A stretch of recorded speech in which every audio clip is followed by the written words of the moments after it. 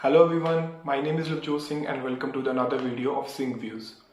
This is a very important video for all the students who are planning to go abroad and especially Australia because the video is about GTE approval, how to get GTE quick and easily. So GTE जैसे कि पता है Australia में genuine temporary एंट्रेंट एक main part है. आप GT approval के बिना यू कैन नॉट पे your fee, you can not get your COE जो कि कंफर्मेशन ऑफ एनरोलमेंट है, और वीजा तो लास्ट स्टेप है ही. तो GT अप्रूवल के बिना आप ये सब चीजें नहीं कर सकते. सो जो भी बच्चे अपनी फाइल अप्लाई कर चुके हैं यूनिवर्सिटीज में या कॉलेजेस में ऑस्ट्रेलिया में या करने की सोच रहे हैं, तो इस वीडियो को एंड तक देखिए क्योंकि ये वीडियो हेल्प करेगी आपकी GTE अप्रूवल में. सो सबसे पहले GT अप्रूवल है क्या? जैसे कि मैंने बताया जेन्युइन टेम्पररी एंट्रेंट, उसके नाम से ही ये चीज प्रूव होती है कि अगर आप जेन्युइन हो कि नहीं. अगर आपके एकेडमिक्स और आपके फंड्स बिल्कुल जेन्युइन हैं तो आप GTE क्राइटेरिया के अंडर फॉल करोगे और आपको अप्रूवल मिल जाएगी जिससे आप फी पे कर सकते हो. मोस्टली मेरे पास जो स्टूडेंट्स आते हैं उनका एक ही क्वेश्चन होता है, सर फंड्स कितने दिखाने चाहिए? क्योंकि बहुत सारे मार्केट में आजकल एजेंट्स हैं, कोई 20 लाख बताता है, कोई 25 बताता है, कोई इवन 35 से 40 लाख भी बताता है. सो बच्चा हमेशा मेरे पास एक कंफ्यूज माइंड के साथ आता है कि GT अप्रूवल के लिए मुझे कितने फंड शो करने चाहिए. So I just make it easy for you guys. Simple भाषा में GT को कैलकुलेट कैसे करते हैं. आपकी 1 साल की ट्यूशन फी, उसमें आपके लिविंग एक्सपेंसेस, अगर मैं मेन एप्लीकेंट की बात कर रहा हूं, उसके बाद स्पाउस या अगर आपके साथ कोई चाइल्ड जा रहा है, सब एप्लीकेंट जा रहा है, तो वो बात की बात है. अगर हम सिंगल मेन एप्लीकेंट की बात करें, आपकी 1 साल की tuition fees, so we are assuming हमारी 1 साल की ट्यूशन फीस है $33,000, हम एज्यूम करके चल रहे हैं. लिविंग एक्सपेंसेस है ऑस्ट्रेलिया के मेन एप्लीकेंट के, that is $21,041 Australian dollars. So 33,000 plus $21,041. उसके बाद आ जाता है आपका हेल्थ इंश्योरेंस, जिसे OSHC भी बोलते हैं, ओवरसीज हेल्थ कवर. वो अराउंड 2,000 से $2,500 रहता है. सो 21,041 हमारे लिविंग एक्सपेंसेस हुए, 2,000 से 2,500, और उसके बाद 2,000 हमारा ट्रैवल इंश्योरेंस. ये 4 चीजों को जब हम एड ऑन करेंगे, उसके बाद जो 55-56 ऑस्ट्रेलियन डॉलर रहता है, हम उसको 58 के साथ मल्टीप्लाई करेंगे. एंड इसके पीछे क्या रीजन है? क्योंकि कई बार बैंक्स खुद के भी चार्जेस लेते हैं, कोई 1 या 2 रुपीज अपने चार्जेस लेते हैं, तो हम मैक्सिमम लगा के चलते हैं. सो 58 के साथ अगर हम मल्टीप्लाई करेंगे, जो हमारा टोटल आएगा वो हमारे फंड्स हैं. इससे इजी हम फंड्स को कैलकुलेट नहीं कर सकते. 1 year of tuition fee, living expenses, travel insurance, health insurance, इन चारों को आप एड ऑन कीजिए, 58 के साथ मल्टीप्लाई कीजिए, जो टोटल आएगा आपका वो आपके होंगे फंड्स जो आपने शो करने हैं. एंड उसके बाद सबसे बेसिक क्वेश्चन बच्चों का रहता है मेरे पास कि फंड्स को शो कौन कौन कर सकता है. एंड इस चीज में भी बच्चे बहुत कंफ्यूज रहते हैं. फंड्स को अगर हम बहुत से पार्ट्स में डिवाइड कर सकते हैं, जैसे कि सबसे पहले 100% फंड्स कौन शो कर सकता है. जैसे 100% यानी पूरे के पूरे फंड्स आपके कौन शो कर सकता है. सबसे पहले आपके पेरेंट्स और आपके सिबलिंग जैसे रियल ब्रदर सिस्टर, अगर वो वर्किंग है तो. सो आपके पेरेंट्स और आपके जो सिबलिंग्स हैं वो आपके प्रॉपर 101% आपके फंड्स शो कर सकते हैं. लेट्स अज्यूम आपने 35 to 36 लाख फंड शो करने हैं, तो वो 100% आपके पेरेंट्स शो कर सकते हैं. अब कईयों का रीजन होता है कि सर मेरे इमीडिएट जो रिलेटिव्स हैं वो भी शो करना चाहते हैं. तो पहली बात तो कौन से इमीडिएट रिलेटिव्स आपके शो कर सकते हैं? वो ब्लड रिलेशन में होने चाहिए, जैसे कि आपके पैटर्नल अंकल्स, मैटरनल आंट्स. ये जो ऐसे रिलेटिव्स हैं जो अगर हम सिंपल लैंग्वेज में यूज करें तो चाचा, ताया जी, आपके मामा जी, बुआ और आपकी मासी, ये 5 ऐसे रिलेटिव्स हैं जो सिर्फ 30% फंड्स का हिस्सा बन सकते हैं. अगर आपके 36 लाख फंड्स हैं, सो लेट्स अज्यूम अप्रोक्सीमेटली 11 से 12 लाख आपके, ये जो मैंने 5 रिलेटिव्स का नाम लिया, चाचा, मामा, ताया, बुआ और आपकी मासी, ये 5 ऐसे रिलेटिव्स हैं जो आपको 30% शेयर का हिस्सा बन सकते हैं. रूल इनके लिए भी वही रहेगा. रूल्स पे हम आते हैं कि फंड्स को जेन्युइन कैसे करें. अब बहुत सी आई एम फ्रॉम पंजाब, यहाँ पे क्या होता है कि मोस्टली जो मेरे पास आते हैं people are like from agriculture background. उनके पास पैसा होता है, उनके पास 10, 20, 30 लाख होता है, बट विदाउट अ प्रूफ. उनके पास उनका पुख्ता सबूत नहीं होता, लोग जे फॉर्म्स कटवा लेते हैं, नो डाउट उनके पास फंड्स होते हैं बट वो प्रूफ के बिना होते हैं, क्योंकि ऑस्ट्रेलिया में फंड्स 3 महीने पुराने चाहिए and this is very important. Australia 3 महीने पुराने फंड्स मांगता है।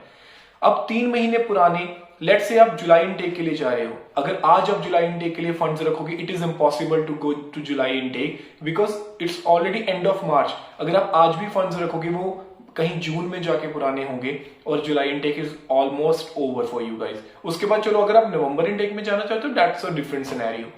तो अगर आप फंड्स अभी से रखोगे, उसे 3 महीने पुराने करोगे, 3 से 6 में, कुछ यूनिवर्सिटीज इवन 6 मंथ्स भी मांगती हैं, तो 3 से 6 महीने पुराने करोगे तब वो फंड्स आपके जेन्युइन काउंट होंगे।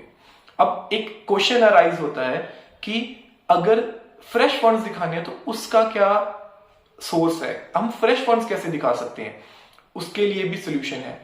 Education loan, personal loan, loan against property, ये 3 ऐसे लोन्स हैं जिसको पुराना करने की जरूरत नहीं पड़ती। अगर मैं लेमैन लैंग्वेज में बोलूं, उन पैसों का आपके पास सबूत है, प्रूफ है कि ये मेरे अकाउंट में एकदम से 25 लाख कैसे आया, उस 25 लाख का आपके पास प्रूफ है, तो वो आपके जेन्युइन फंड्स में काउंट होते हैं। उसके बाद अगर आप कोई प्रॉपर्टी को सेल करते हैं, प्रॉपर वेरिफिकेशन डॉक्यूमेंटेशन के साथ आप प्रॉपर्टी, लेट से आपने अपना कोई प्लॉट 20 से 30 लाख का किसी एबीसी पर्सन को सेल कर दिया, तो वो जो बंदा वाया चेक आपके अकाउंट में पैसे डालेगा वो जेन्युइन फंड्स में काउंट होंगे। सो ये तरीके हैं अगर आप फ्रेश फंड्स आप कैलकुलेट करना चाहते हो। इवन कुछ गवर्नमेंट इंप्लॉयज होंगे, उनके जीपीएफ या पीपीएफ अकाउंट्स होते हैं, वो अगर सेविंग्स में कन्वर्ट कराते हैं वो भी फ्रेश चल जाएगा बिकॉज उस चीज का भी हमारे पास प्रूफ है। तो ये था तरीका कि हम फंड्स कितने होने चाहिए और उसको कैसे जेन्युइन साबित कर सकते हैं। और क्योंकि मोस्टली जैसे कि मैंने पहले बताया, फंड्स होते हैं लोगों के पास बट उनके पास जेन्युइन फंड्स नहीं होते। फंड्स और जेन्युइन फंड्स में कोई ज्यादा फर्क नहीं है, बट ऑस्ट्रेलियन अगर लैंग्वेज में देखा जाए तो बहुत फर्क है। आपके पास 30 लाख है विद प्रूफ है तो आपके वो फंड्स जेन्युइन है। अगर आपके पास 30 लाख है बट वो फ्रेश है बट वो प्रूफ के बिना है तो वो जेन्युइन फंड्स में काउंट नहीं होंगे। अब बहुत से कैंडिडेट्स ऐसे भी होते हैं जो अपने स्पाउस या अपनी प्रॉपर फैमिली के साथ जाना चाहते हैं, अपने बच्चों के साथ जाना चाहते हैं। मेरे पास बहुत से कैंडिडेट्स आते हैं और उनका बेसिक क्वेश्चन यही होता है कि क्या हमें मेन एप्लीकेंट से ज्यादा फंड्स दिखाने पड़ेंगे? यस, आपको ज्यादा फंड्स दिखाने पड़ेंगे। क्राइटेरिया कैलकुलेट करने का बिल्कुल सेम रहता है फंड्स को, बट आपको फंड्स ज्यादा दिखाने पड़ते हैं।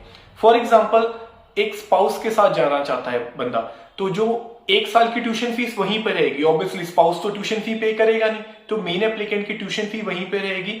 उसके साथ साथ मेन एप्लीकेंट के लिविंग एक्सपेंसेस के साथ साथ सब एप्लीकेंट के जो स्पाउस के हैं वो भी लिविंग एक्सपेंसेस जुड़ जाते हैं, जो कि है 7362 लिविंग एक्सपेंसेस हैं ऑस्ट्रेलिया के स्पाउस के लिए। और अगर आपके साथ बच्चा जा रहा है तो 3152 ये लिविंग एक्सपेंसेस हैं ऑस्ट्रेलिया के स्पाउस के। और जहां अगर एक बच्चा है 3152, 2 बच्चे हैं तो 3152 इंटू 2, सिंपल कैलकुलेशन है। और उसके बाद ट्रैवल इंश्योरेंस भी तीनों या चारों जितने भी लोग जा रहे हैं उनका सेम रहेगा, which is I already told you, to approximately $2000। अब आती है हेल्थ कवर की बात, जो मैंने हेल्थ कवर बोला था, हेल्थ इंश्योरेंस। मेन एप्लीकेंट से स्पाउस का या बाकी के कितने भी सब एप्लीकेंट्स हैं जो हेल्थ इंश्योरेंस होगा, that would be almost double. So इस चीज का हमने ध्यान रखना है कि अगर मेन एप्लीकेंट के 2000 है तो सब एप्लीकेंट के या स्पाउस के 3, 4, 5000 भी जा सकते हैं। And that would be written on your offer letter. वो ऑफर लेटर पे लिखा होगा, प्रॉपर मेंशन होगा कि आपकी पूरी फैमिली के लिविंग एक्सपेंसेस को हमने कैसे, या हेल्थ इंश्योरेंस को हमने कैसे कैलकुलेट किया है। सो ये थी सारी वीडियो की फंड्स कैसे कैलकुलेट करने हैं। अगर आप इस तरीके से जेन्युइन फंड्स कैलकुलेट करोगे, जेन्युइन तरीके से फंड्स दिखाओगे, तो आपकी जीटी बहुत ही ज्यादा जल्दी आएगी। मोस्टली मेरे पास बहुत सारे स्टूडेंट्स आते हैं, मुझे 1 महीना, 2 महीने, 3 महीने हो गए, मेरी जीटी अप्रूवल नहीं आ रही। इवन बच्चे एजेंट्स चेंज कर लेते हैं, यूनिवर्सिटीज चेंज कर लेते हैं इस चक्कर में, क्योंकि उनकी जीटीई अप्रूवल नहीं आ रही। बट अगर आप इस वे में अपने जीटी डॉक्यूमेंट सबमिट करवाओगे, इधर थ्रू एन एजेंट या आप खुद सबमिट करोगे, तो अप्रोक्सीमेटली 7 to 14 डेज में, 15 वर्किंग डेज में आपकी जीटीई आने के चांसेस हैं। Nobody can reject your GTE. GTE के बाद आप फीस भर सकते हो, फीस के बाद आप सीओई ले सकते हो। लॉजमेंट के बाद if you are lucky enough आपका ऑस्ट्रेलिया का वीजा भी आ सकता है। So this video was all about GTE approval, how to get it quickly and easily. So अगर आपकी ऐसी कोई भी डिमांड है कि मुझे नेक्स्ट वीडियो कौन से टॉपिक पे बनानी चाहिए, सबसे पहले मेरा चैनल को सब्सक्राइब कीजिए एंड लाइक कीजिए इस वीडियो को एंड कमेंट में बताइए कि मुझे नेक्स्ट वीडियो कौन से टॉपिक पे बनानी चाहिए।